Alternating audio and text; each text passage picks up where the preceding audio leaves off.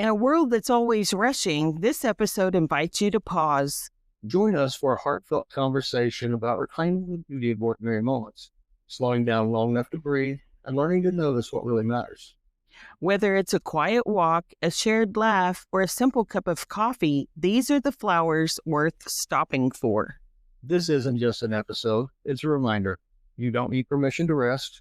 Presence is more powerful than performance, and sometimes the most meaningful miles are the slow ones. Life is a journey filled with twists, turns, and the miles in between. And every mile matters, especially the ones we walk together.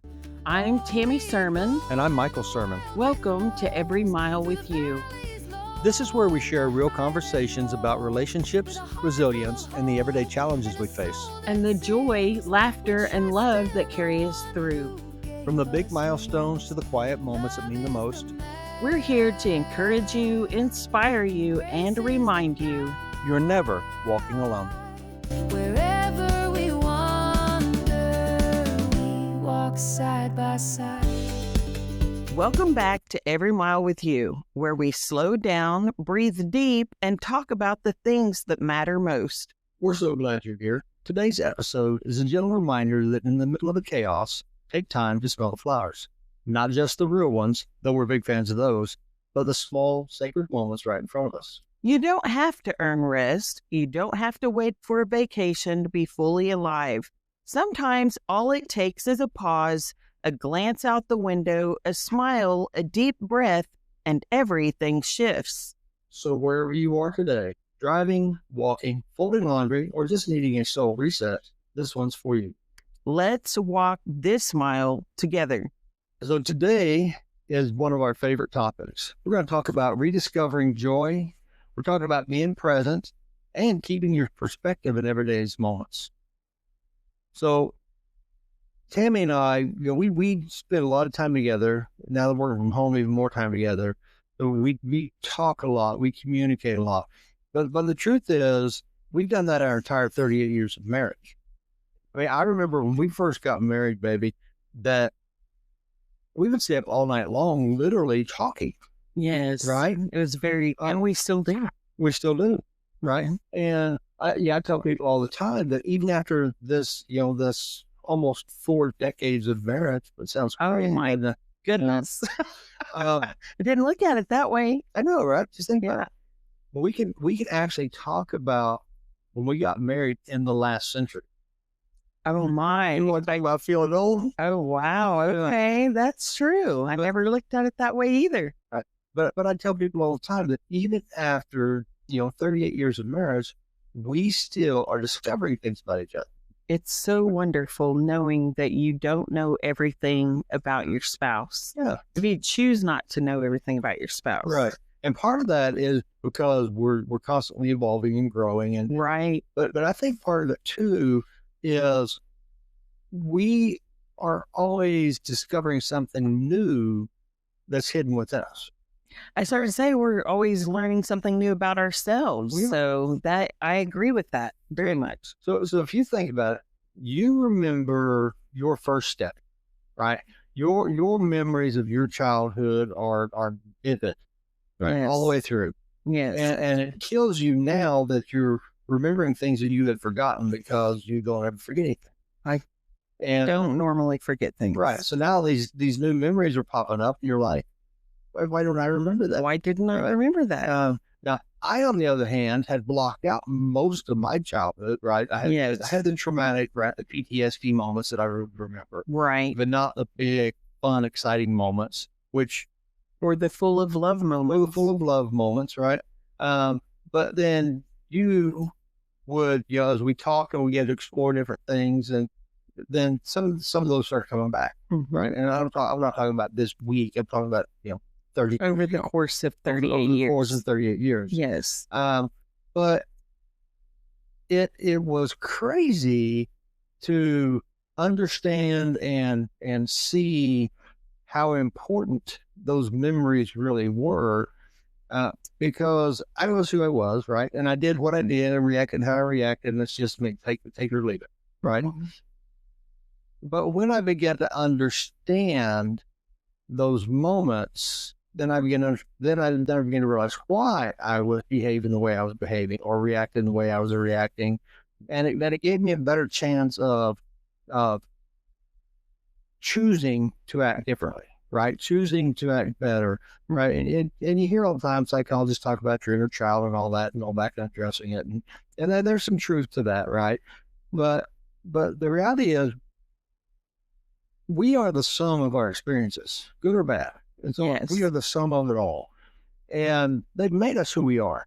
And we played that game before about, I wish, if you could go back in time, would you change this? Right. And, it's easy to say, yes, I wouldn't do this or I wouldn't do that. But the truth is, those made us, right? They gave me my drive. They gave you your sense of wonder, right? Your vision for being able to see the magic in the world, right? They did. And I think that we do ourselves as people a disservice if we say that part of me is not important. It's very important. And I think that, when I'm sitting back and I'm thinking through our marriage, I've told the story many times about me not being able to disconnect, not being able to relax when we first got married. And then, when we went to the Watermelon Festival over in Rush Springs, which you haven't been, the Rush Springs Watermelon Festival In Oklahoma. Yes. is amazing. It really We're having a is. fun time. They have all types of activities They really and do. a massive craft fair. And I think that they still probably have music and And it's just fun.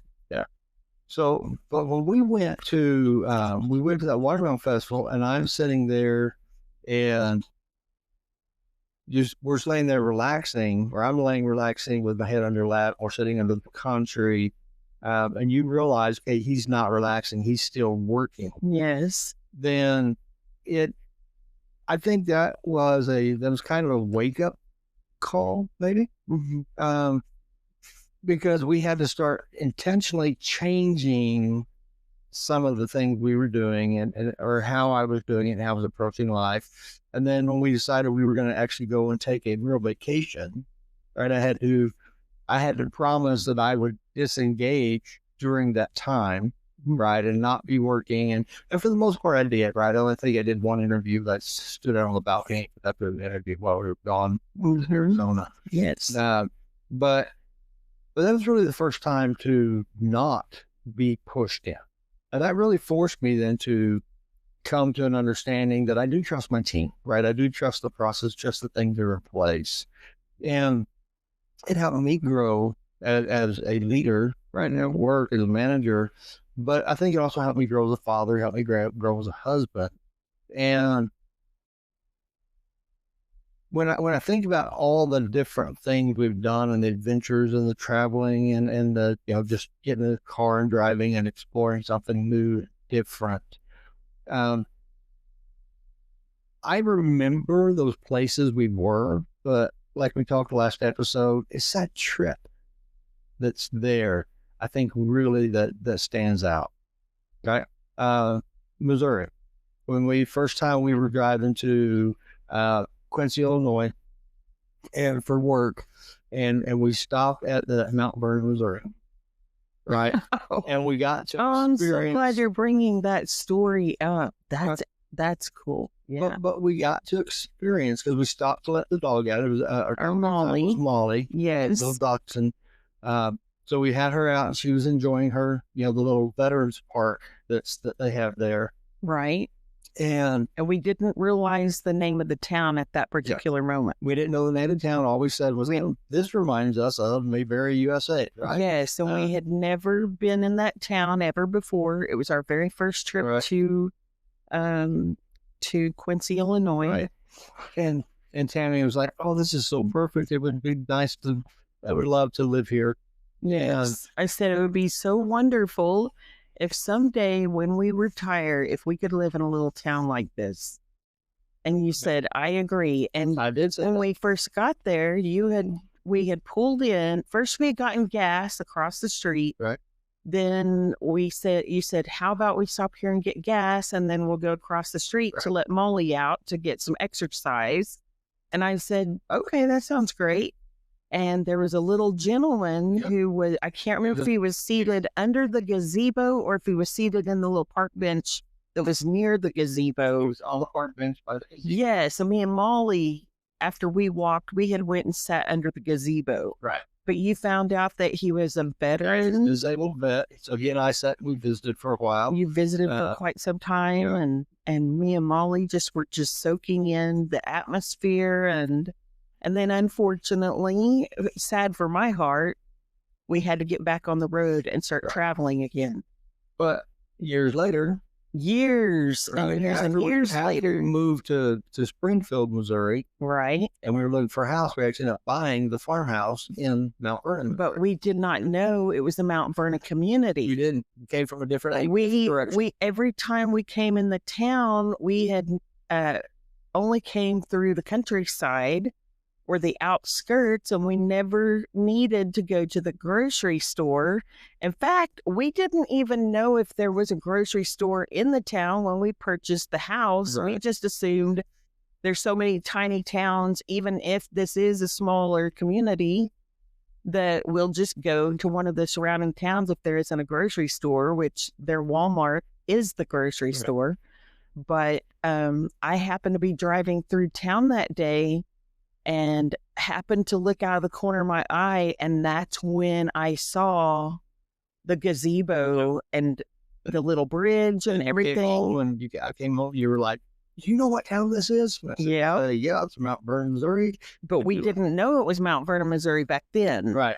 And you, And then I said, "Oh my goodness, today when I was driving through town, I said, do you remember all those years ago when we were driving to Illinois for the first time, when we were driving to Quincy, and we stopped in that little precious town that we thought reminded us of Mayberry?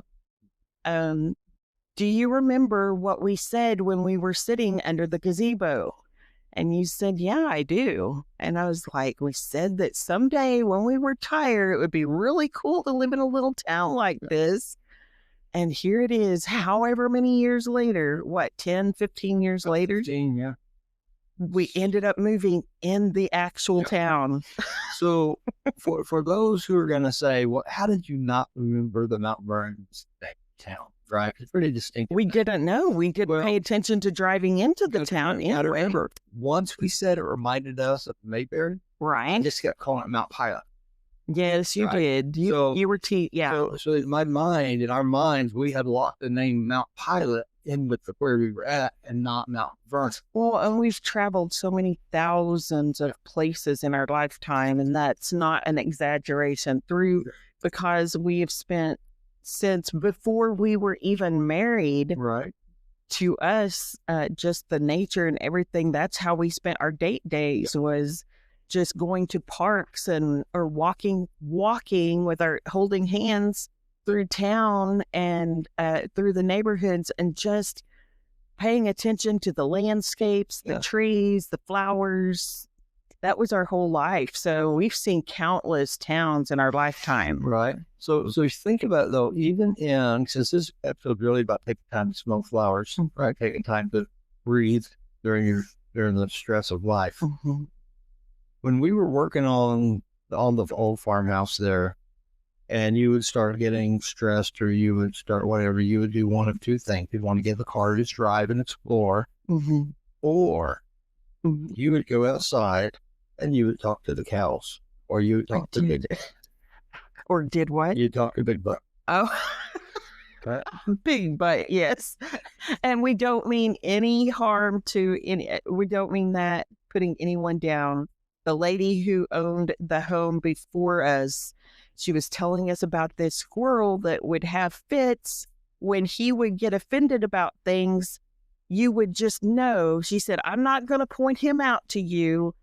There's no need for me to ever point him out to you.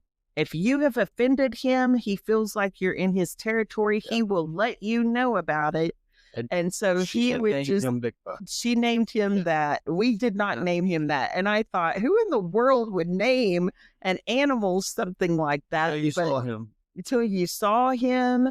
And until you heard him just giving you the what for, if you happen to walk out when he was in the middle of gathering his nuts or whatever, and you walked out and interrupted him, he would just Yeah. go insane with you. Because apparently to get into his territory and defend him just meant you had to breathe. Right. Apparently, yes. And it wasn't just us, it was the cats that were outside. It was He sure did. Yeah, it was the cows, the other squirrels. the other It was the squirrels. cows. Yes. And he would just chat it up. Yes, he did. But yes, I did.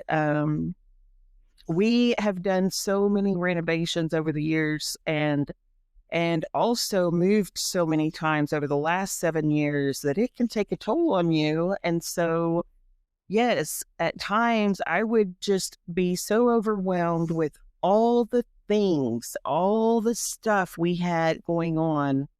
And at times I would have to just get in the car while you were at work there in Springfield, and I would just go for a day ride. And just my favorite thing when I'm alone is to get in the car, roll all the windows down, roll the sunroof back, and just blare my radio with the most sensational praise and worship music or 80s music, whatever I'm feeling at that moment.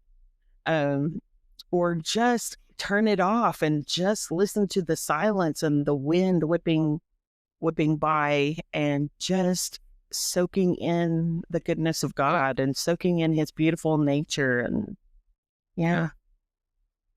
Because let's face it, the world, our world here in America especially, we are all about the grind. We are all about the hustle. We are even in a small town. I laugh all the time.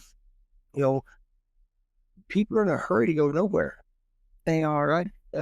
So it's even a small town. People jump in the car. They'll cut you off. They'll rush. They'll try to get to the Piggly Wiggly before you got to the Piggly Wiggly for no reason. Right. For the last thing of vanilla ice cream. Who knows? Yes, that's what it is. But there's that constant push. And we have to understand it's okay to give ourselves permission to pause. Right. That's my favorite thing to tell people to do. Pause. Breathe. But sometimes I think the reason why you share that so much is because at times you even find, that's the thing about what the old saying they say about ministers, right? When they're preaching from the pulpit, they say, whenever I'm pointing to you, just remember I am not pointing to you. I've got three fingers and a thumb that's all pointing back at me, right? And so when you're pointing, right? Yeah. And so it's not... And a lot of times I believe that we find ourselves having these re-emphasizing the thing that we're most passionate about, because often we struggle with that at times in our own life. Oh, for sure. And so we're reminding not everyone else the importance of that, but we're also reminding ourselves. I'm just curious though, and please drop us a note and let us know. When she talked about that, did you actually make a pointing motion and then count how many fingers were pointing back at you? All right. There's 3 fingers pointing back at you. Yeah, thumb's not though. Well, it was with me because I was holding my thumb towards me. My thumb doesn't bend that way. And so I didn't have it pointing towards you. Yeah. But just let us know. Don't make fun of me. So here's what I know. Psalms 46:10 says, "Be still and know that I am God." Yes. And then for a lot of us, we think that just means just stop running and stop moving, but that means be still. Let those deep waters inside you get still. Let the mind get still, right? Turn off the television, turn off the radio, right? We're so afraid of silence that we become addicted to that chaos that comes with the noise when we need to just relax. We need to just be still. Mm-hmm. I remember back when, before cell phones became a major thing for everyone, when we would go in a vehicle somewhere, you would always have the radio turned way down low And I've always been that person that if a radio, a TV, or whatever is going on, if someone is trying to have a conversation with me, I would much rather turn it off or push pause or whatever. And, but I would always turn it off. Well, whenever I would go to talking or whatever, to you or whatever, you would just turn it down, and there was still that dull roar to me that was in my ears. Right. And a lot of times we don't even say anything when we're in the vehicle together, but there's still that music that's running down really low. And I remember asking you one day, is there a reason why you always have that on? To me, isn't it important to you sometimes to just drive in silence? Don't you receive? I feel like God can be able to have a conversation with me more when I have silenced that noise, and you're like, I don't know. I guess it's just a habit, Yeah. And so anyway, like you were talking about, it's so important to just get the importance of the quiet sometimes. Right. Yeah. And honestly, spouses struggle with that a lot, right? Because we do talk, and we do want to communicate, and we do want to share. And it's important to recognize the need in the other for that silence. Right. Right. And at times recognize the need for not silence, Right. for the communication piece of it. And that's part of the learning and growing, not assuming that we know everything. Because I think that the busyness of life and the busyness of a relationship and of family dynamics and all of that, and the noise, all they do is mask the deeper emotional needs, right? That need for connection, that need for healing, that need for whatever it may be, right? Just to know that you're loved and admired and respected. Because I think that if we're not careful, we start running off of assumptions, right? Assuming we know what the other one's thinking, assuming we know what's motivating them. I mean, I've told you most of our marriage, if anything I say can be interpreted good or bad, I mean it good.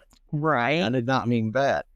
But yet your first instinct is to go to the defensive move, right? I think a lot of people go. That's what I'm supposed to say. And mine is as well. Yes. That's just normal and natural. Right.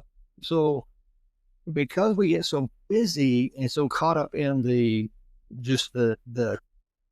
chaotic nature of life, we don't live life intentionally. Right. Right. And we hope and assume that the person knows what I need and knows what I need, right? Your dad didn't tell you he loved you a lot.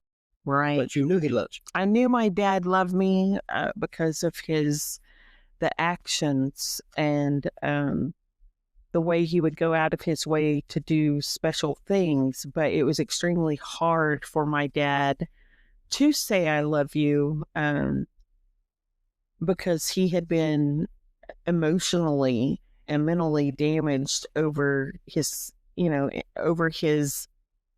childhood and young adulthood years with his mom passing away so young, and almost immediately after she passed away, his dog also passed away, and then just fast forward to him full years later, he was the oldest son, and so it was really hard, when all of a sudden the mom isn't there, and then there's a dad trying to take care of 4 kids on his own. The eldest generally steps up to help pitch in, and so he was so busy giving and giving and giving of himself his entire life, which if I will actually think about this conversation, I guess me and him had a lot of similarities, alike. But anyway, it just wrecked him. And then him going into the military and seeing so many people that he had come to know and love die in front of him. Yep. I finally got up the courage as an adult and asked Dad, you've always just been the most amazing father. Right. But why was it always so hard for you to say, I love you to us as kids? And he sat and got real quiet, and thought for a moment. And he said, sis, because I didn't know how to love. Right. I didn't know how to love. You have to understand everyone that I seem to love other than your mama. And of course, in between then, also his dad died Right. when I was just, only 5. So he said, he said something just closed in me. And I just thought that if I told you I loved you, that you wouldn't be around Right. much longer. And so, so anyway, but I have I'm sorry we got on that conversation, but it really is true. It's true. It's important to pause and to love Yeah. while you're young, to love with your whole heart and not wait until tragedy strikes, until that loved one isn't there any longer, or perhaps a relationship doesn't work out or whatever, before you decide how important that relationship was. Yeah. But because busyness will often mask deeper needs. Right. Emotional, physical. Oh, that's true. Yeah. So I told the story before about mom, right? Mom was, never sick growing up. And Right. I asked her, why are you never sick? She said, I don't have time to be sick. Right. And she never was, right? That's right. Because If she was a single mom raising 4 kids. Right. She was not feeling well. She was still up and at work, and she was doing what she had to do to make it happen. Mm-hmm. And after she retired and had time, all that she didn't have time for before seemed to crash in on her. And I think that's what happens with us, right? We don't have time for those things that we need, right? We don't have the conversation with our moms and our dads and our brothers and sisters and cousins and friends and all that until they're gone. And then it crashes in. And now we can't have that conversation that we wish we had. And we have to try to figure out then how to reconcile it. But most of us don't. We take it and we stuff it back in a box somewhere. And then we just get busier to cover it up. Right. And a lot of us, instead of learning from our mistakes, unfortunately, we just grab hold of our feelings even tighter, and we refuse to learn. And so we just close in on ourselves even more. Yeah. And we're even more terrified to show our true colors, not our true colors as in, The song. no, I'm meaning we don't want to be vulnerable, Right. and allow people to see that we can fully love. Yeah. I think it would surprise the heck out of a lot of us if we actually gave ourselves the opportunity to love in the way we want to truly love. Yeah, let you see me the way I really am, not try to be what I think you think I am. Right? I think I followed along with that. Yes. No, I know. We want to conform to other people's expectations. But because we're such poor communicators in general, and talking a lot doesn't mean good communicators. No. Right? But poor communicators, we don't really know what the other person is really wanting. Right? So in our mind, we assume we know what they want. We try to be that, which a lot of times it's not that at all. And that's just creating more chaos. Because not only are you still not doing or being who they need you to be, but you're really just yourself. Right. Now you're pretending to be something else, so they always know that you're hiding something or you're doing something, and it's just a vicious circle. So pause. Right. Take a deep breath. Have that conversation. Right. Look them in the eye. Hold their hand. Talk to them. Whatever it may be. Right. Be open. Be real. But you can't force somebody else to be open and real with you. Right. Right. So there's a vulnerability that's there, because what if I am and they reject me? What I propose, though, is what if you're first open and real with yourself? Right. Right. Shut off the noise. Get to know yourself. Get to know your It's very important. right? Mm-hmm. Um, I think sometimes in any relationship, it does not matter if you are dating, if you are in the workplace around coworkers, Right. around your boss. It doesn't matter um, if you are newly married.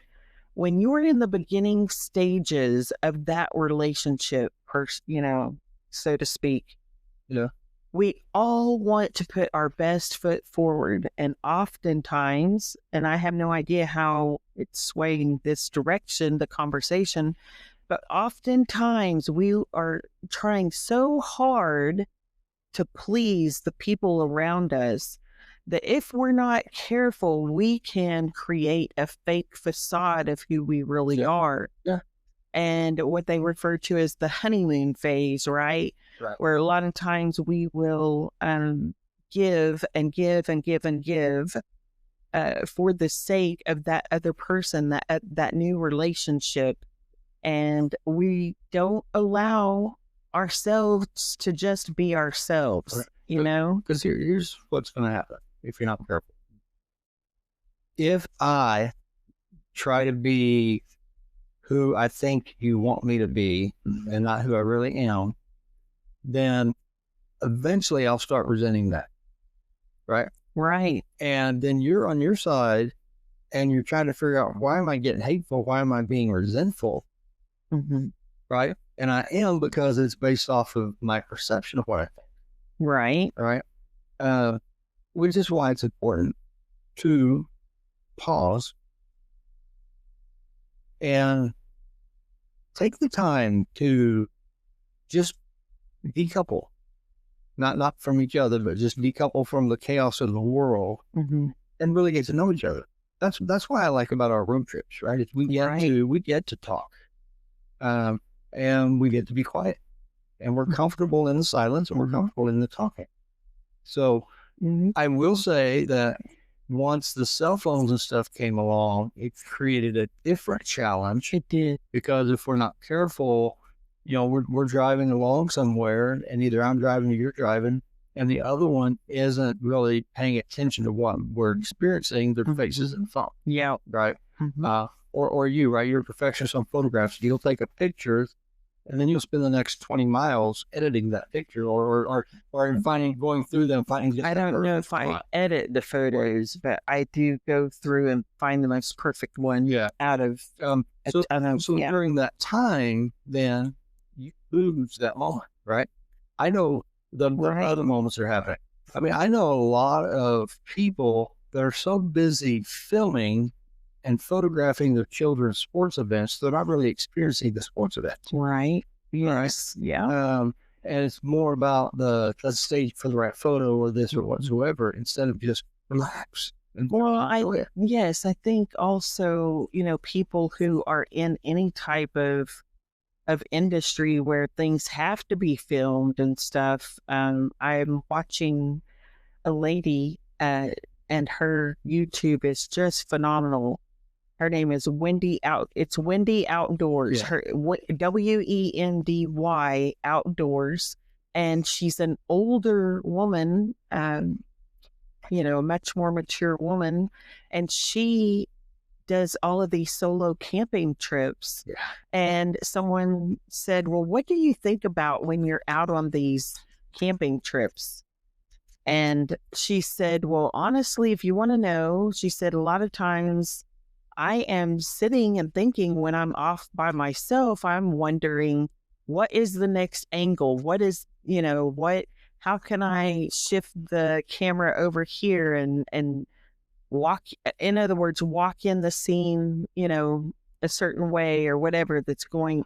And it's funny thing is I was just telling Michael earlier before I saw that episode, I appreciate her eye for the camera, how she she has just such a creative way of introducing you to each and every adventure in a brand new way. Yeah. But, we can get so involved and in what we're doing that, as you said, we miss the most beautiful part of the journey. We miss the moment and the adventure. Yeah. The full with the adventure is really, really meant to be in our lives. Right. No, 100%. So, we're talking about taking time to smell the flowers, but what's that really look like? Right?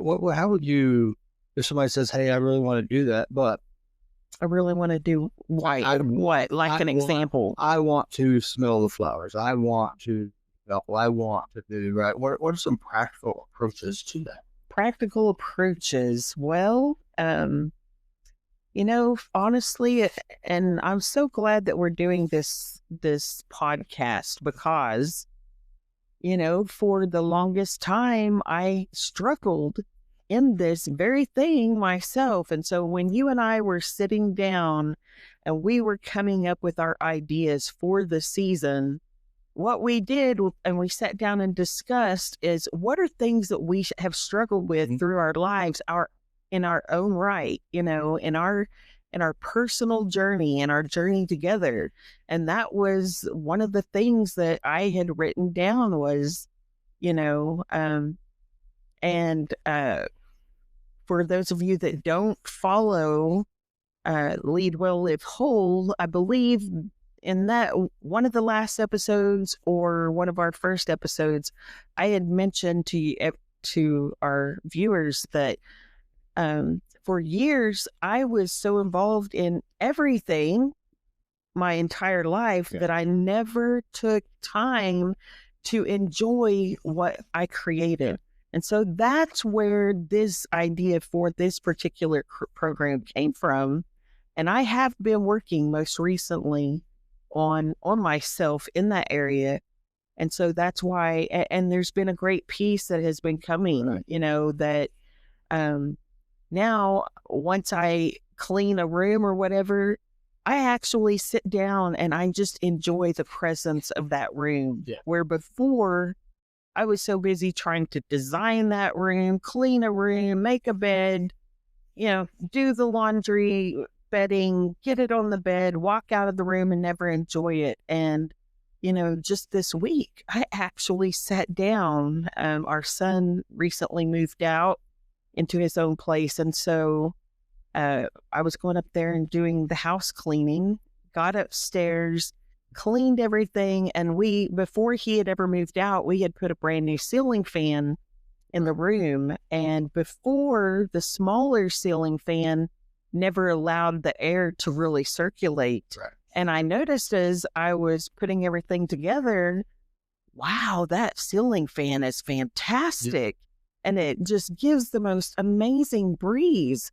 And so we've been having all of the windows. That's another thing, is that my friend Stella, she always has to remind me that the importance of, in the cooler weather, opening all the windows, opening the doors, shutting your screen and just allowing the fresh air to come in and just overtake you. Yeah.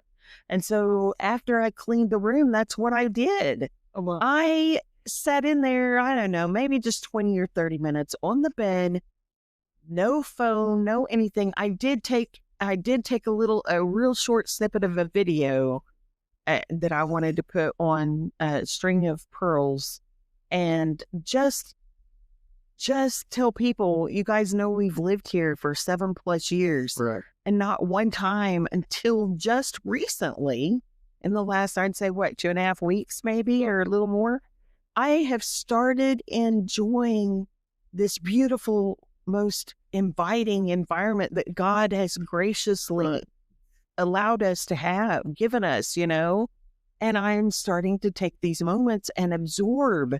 Right. I'm starting to live the life I wish I would have always lived all those years ago. Right. And it feels amazing. I love sitting at my desk working, watching the hummingbirds outside. Oh, and this gentle breeze blowing in. It's amazing. But one of the most,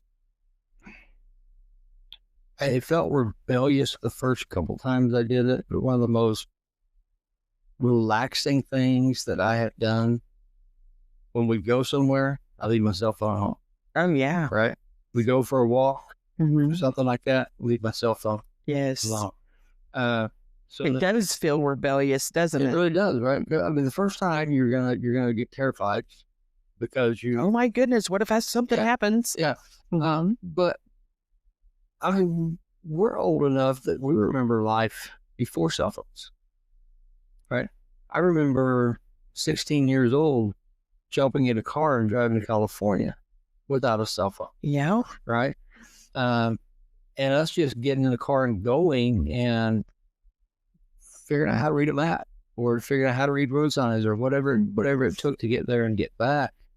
But we didn't have that constant connection, right? Whether it's somebody texting us, emailing us, 1,001 spam calls, 1,001 ads coming around to you, or even your kids just constantly texting. And I'm not saying anything wrong with that, No. but it's all these connections. And then when you add the work connection in on top of it, because I've worked places that felt that you had to be available 24/7 anytime they would call. Very Right. demanding. Yes.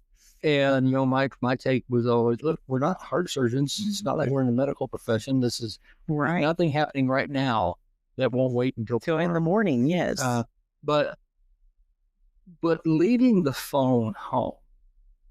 And at first I thought, well, I can just turn it off. But you can't just turn it off. Right. Because we are addicted to that connection, right?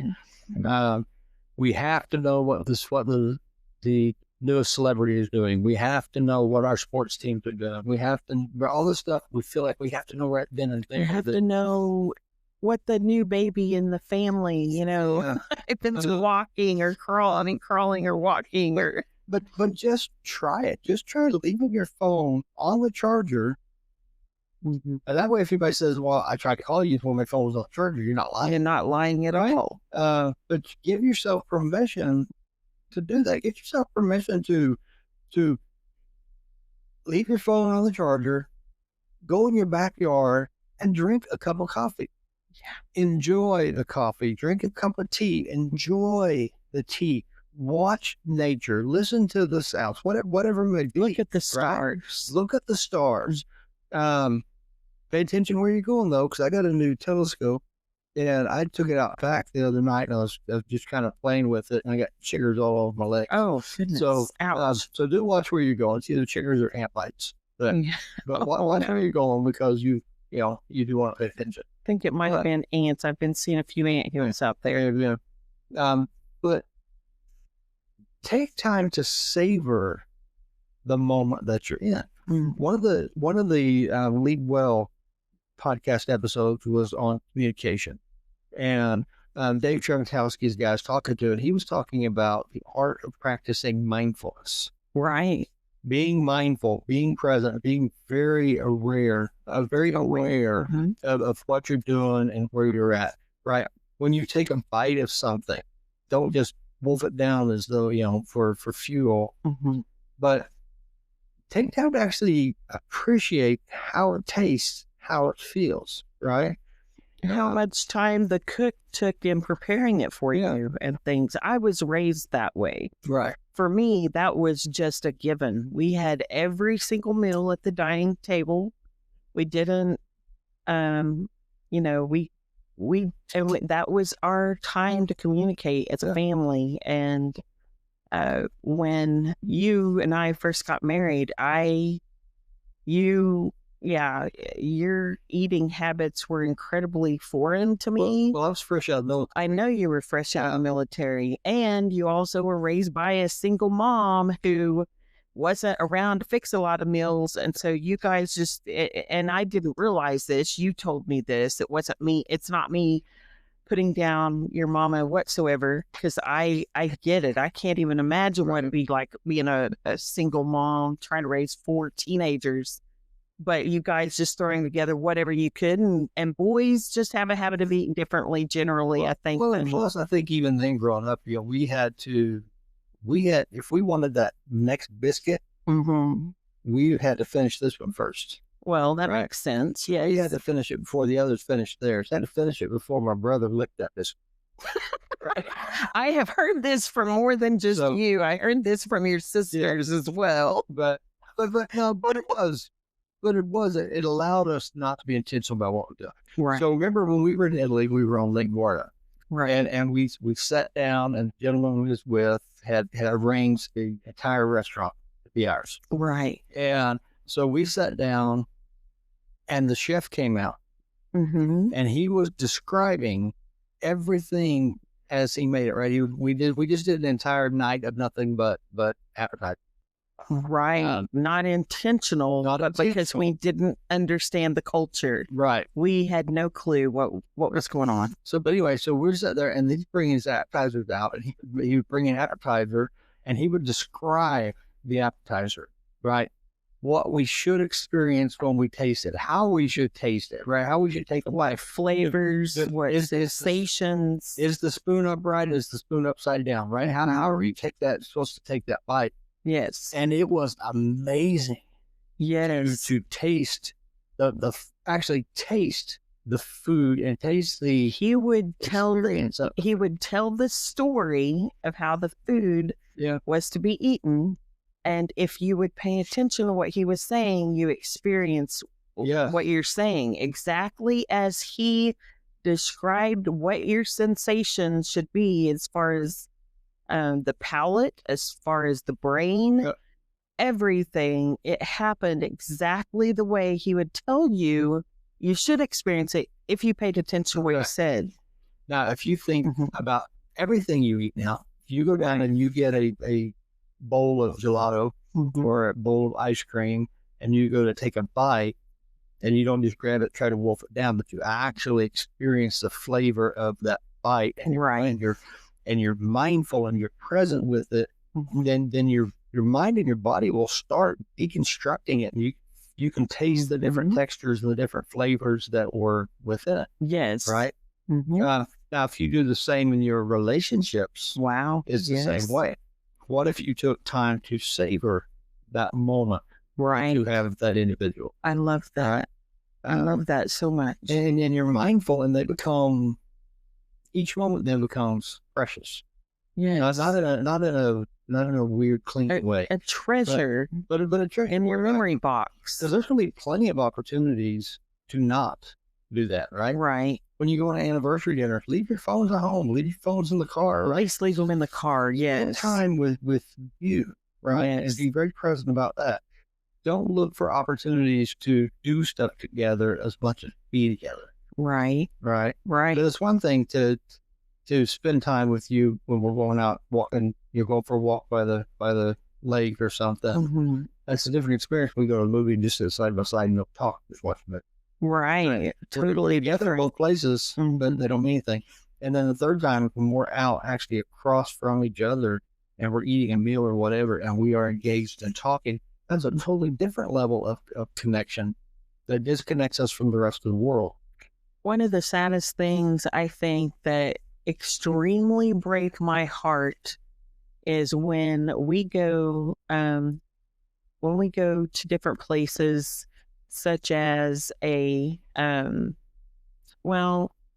think of one time we were walking through a mall and I saw this elderly couple, and the little woman, I don't know, they were probably 70s, maybe 80s. And I was assuming that they were probably there with maybe their kids. Right. And maybe they had just gone and sat on the benches waiting for them to come back. But it was just so sad to me because they sat there, and I'm kind of a people watcher, and I was watching them for a good long while. I think you were looking at some swords or something. I don't remember. But I was just watching them, and they were obviously a couple, but they never said, and I sat there probably a good 10, 15 minutes watching them and just watching other people, not trying to be a creeper, but I just enjoy watching how people interact with each other and things. And they never said one word. And I understand that they've earned that right over the years, that if they don't have anything to say or whatever, but all I just kept thinking to myself, and other incidents when I see couples that are near our age and things that are in restaurants eating a meal together, and that watch them and they never say a single word to each other, that breaks my heart, because I think I want you and me to always feel that comfort even if he would have reached over and grabbed for her hand, put his arm around her, or her put her hand on his knee, they were just very basically stoic towards each other. Right. And it was just so heartbreaking. And I've seen so many couples in the years, they just don't, it's obvious they have nothing to say to each other. And it seems at times that they seem extremely uncomfortable, even having to have a meal together. They don't know each other. And it's sad. It's very heartbreaking. We've heard over the years, thank God, right, doing marriage counseling and stuff with people, that they have grown apart, Right. fallen out of love, right? The reality is we're living two different lives Right. instead of living together, instead of being intentional about being together. Right. One of the legal episodes I talked about saying no so you can say the right yes. Right. Right. So saying no to that work email, so then saying yes to time just sitting out on the patio or something, or taking time to just look and notice your wife's or your spouse's, the color of their eyes. Again, Right. rediscovering the color of their eyes, right? And The way the sunlight breaks across the floor. right. So I tell you what, it's incredible to just kind of sit and just be quiet and watch a shaft of sunlight come through. And just kind of watch the dust and stuff as it moves. Oh, that is beautiful. Well, when we were kids, we noticed that stuff. Mm-hmm. And I don't want us to just mention and just because I think sometimes we don't mean to. We mention spouses a lot, but a lot of times it's just paying attention to your child when they come in. They're saying, "Dad, I'm super excited," or "Mom, look what happened at school today," and we're so busy, fixing dinner, doing laundry, looking at the computer, or watching a football game, or in the middle of doing yard work or whatever. And our kid is so excited, and then they just want us to say, "Check this out," and they want us to, they need us to stop what we're doing and pay attention. And we're like later. Well, that moment is right then. That moment is then. And at some point, those moments are quickly going to pass, and you're going to wake up one day and wish that you had taken those moments. And it's not always that. Sometimes it's us taking the time to listen to, our parent, or, an elderly person who's in our life and that has valuable information that, for whatever reason, at that particular point, maybe we don't think it's pertinent information, but it's extremely important information that God is trying to get that person to impart to you. And you have no value in it at the moment. And so you just take it as... And after we're gone, we had some questions. Exactly. Or, like at work, whenever you're at work and you're so involved, and something inside of you is saying, "You know what, let's not have this video call right now. I feel like I need to be connecting with my peers, or I need to connect with, those around me. I just need to really connect with them. I think I'm going to go to lunch with them today, and we're not going to talk shop. We're not going to talk politics, anything like that. We're just going to sit down and have a human conversation." Right. Yeah, sure. There's times that I'll just be going along doing my day, and somebody will cross my mind. I'll shoot them a message. Hey, it's important. Yes. I've been in my mind. I just want to call, make sure you're doing okay. If nothing else, just let you know, hey, thinking about you, praying for you. Just leave it at that. And then, sometimes the response is like, "Oh my God, I'm so glad you folks, I need to talk to somebody." Right.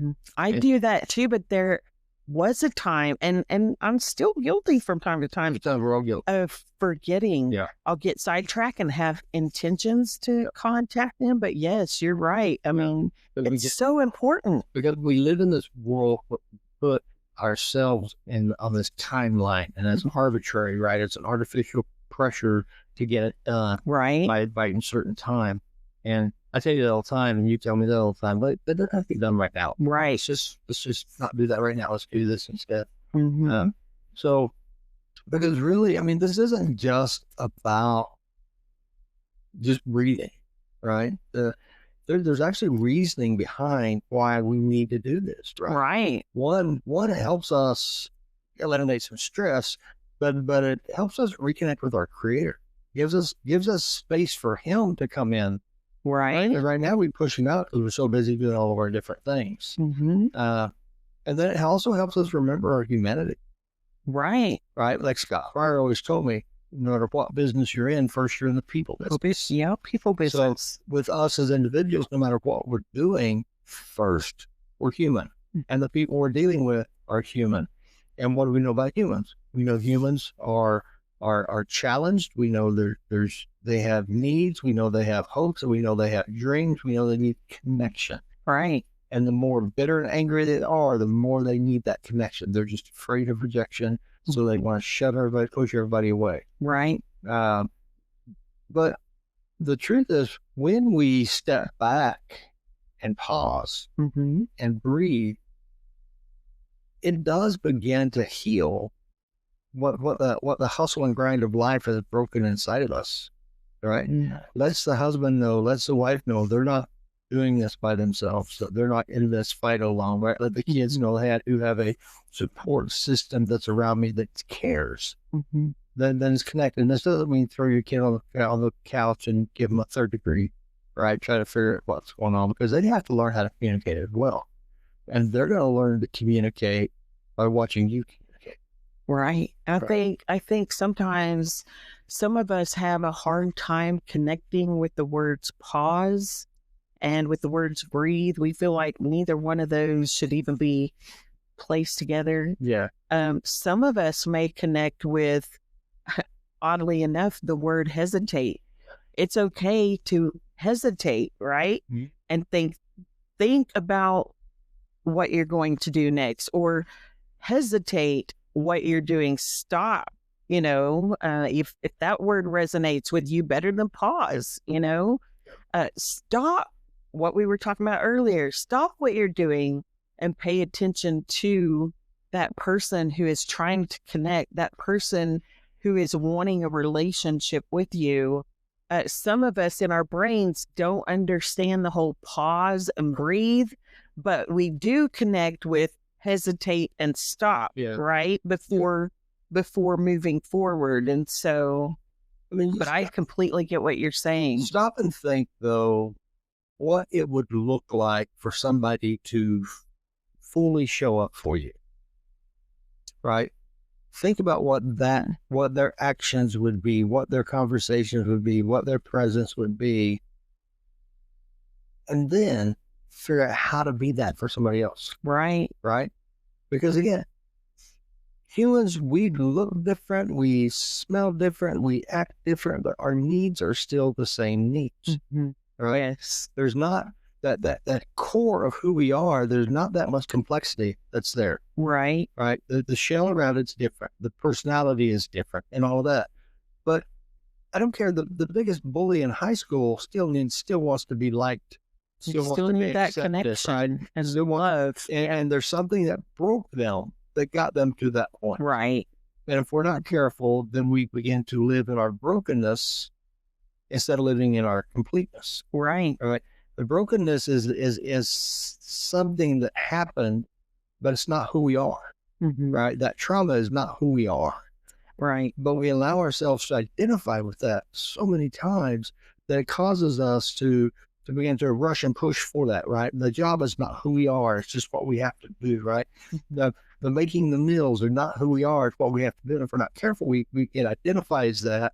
And if we don't get the right acclamation or recognition or whatever it is, and we take it personal in terms of resentment, next thing you know, nobody's talking to anybody unless it's a fight. Right. So what we're talking about really is showing up. Or what I'm talking about anyway, is showing up for the people that you love.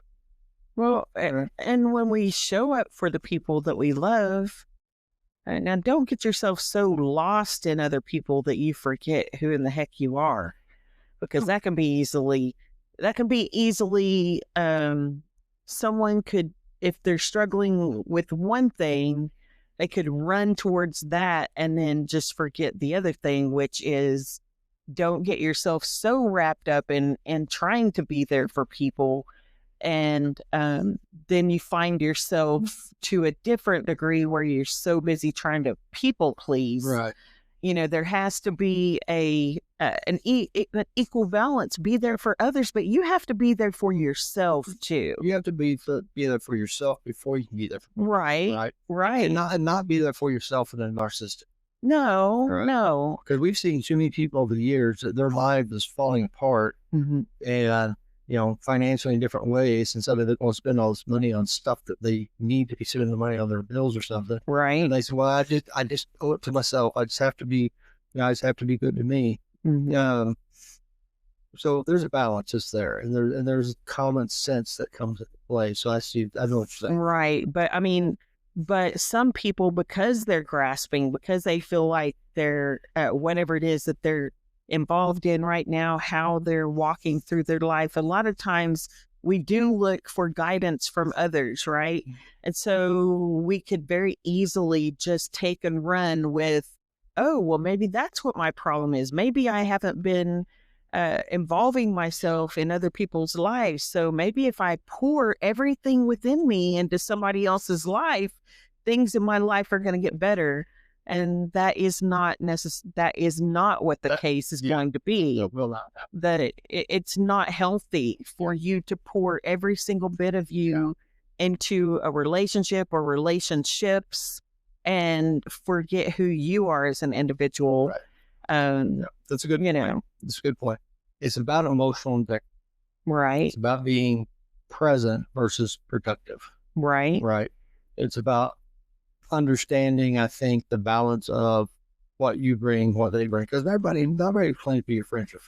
Exactly. Yeah. So many of them are there for what you can do for them at the end of the day. But when it's your turn and you are in a time of need, they don't have the time for you.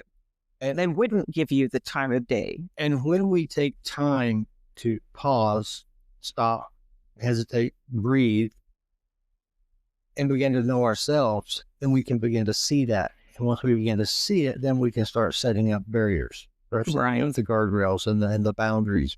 And then we understand that we can live to that boundary.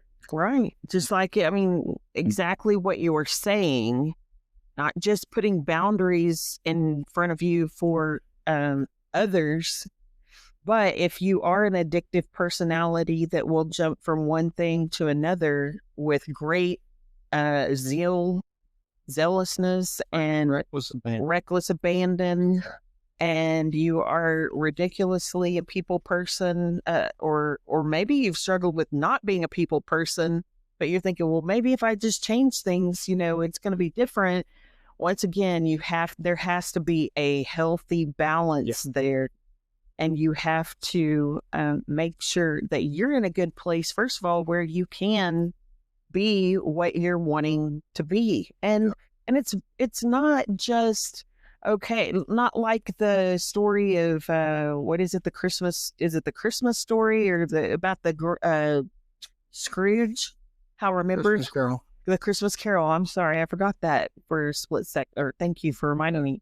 But how he just was so, mean and cruel and didn't want to have anything to do with anyone. And he was just so wrapped up and involved in himself and wanted everyone to cater to him.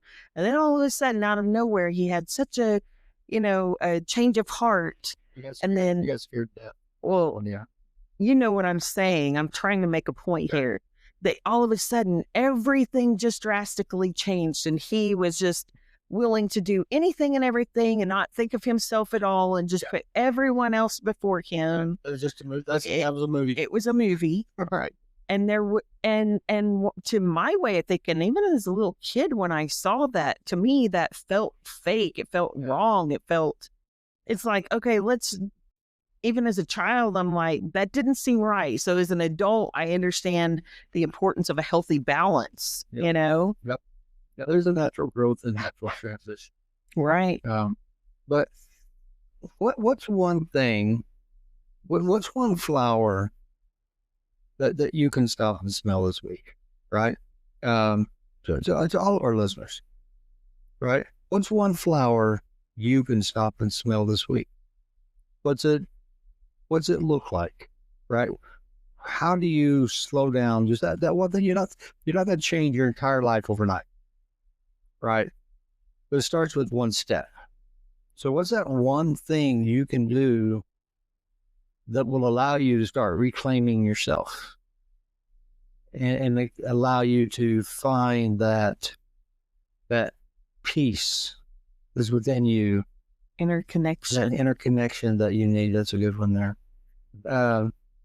Right? Maybe it's journaling, right? Mm-hmm. Maybe it's seeing that perfect moment of stillness and taking a picture of it. That reminder, we always have that memory of that stillness, right? But it's going to be something different for everyone. Maybe it is getting in the car and driving until you find what seems to you like the most perfect place to get out and just take a walk. Yeah. You know, if that even means, and I'm not trying to encourage just pulling out way out in the middle of the country, in the middle of nowhere, and taking off for a walk. But if you've got your bear spray or whatever, and that speaks to you, and that's literally what is, what you just feel, just, your heart is saturated, that you felt for the longest time. I just need to get out in the country and just go for a walk. Then I encourage you to get your bear spray, take yourself for a walk in the country. Absolutely. But above all, just allow yourself to be honest with yourself. Allow yourself to breathe. Allow yourself to relax. Decouple from the technology. Mm-hmm. Even if it's 5 minutes, decouple from the technology. And let yourself just be. We hope today's conversation gave you permission to slow down and really see the beauty in your life. Not the highlight reel, but the honest, ordinary grace of it all. You don't have to do anything big to make today meaningful. Just look up, pay attention, maybe even go outside and smell flowers. You were made for more than just surviving the day. You were made for wonder. If this episode encouraged you, we'd love to hear from you. Share with a friend, leave a review, or tag us with a photo of your slow moment this week. Until next time, keep walking every mile with love and every mile with you. We go.